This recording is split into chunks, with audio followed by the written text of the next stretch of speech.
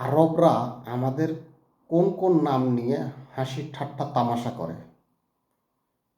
বন্ধুগণ, আশা করি সবাই ভালো আছেন।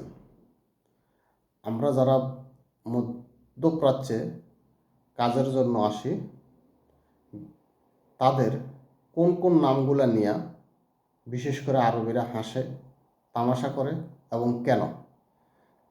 যেমন দেখেন, আমাদের অনেকের নাম আছে জামাল। এই জামাল শব্দের অর্থ আরবিতে বলা হয় উট। উট অর্থ জামাল। এই নামটা এক। দ্বিতীয়ত আরেকটা নাম আছে রফিক। আমাদের অনেকেরই নাম আছে জামাল, রফিক। এই রফিক শব্দের অর্থ কাজের লোক। তাহলে প্রথম জামাল শব্দের অর্থ, জামাল নামের যে অর্থটা দাঁড়ায় সেটা হলো উট, আর রফিক নামের শব্দের অর্থ কাজের লোক। উভয় এই দুটা নামের অর্থ মিলে কি দাঁড়াইল? উট, কাজের লোক।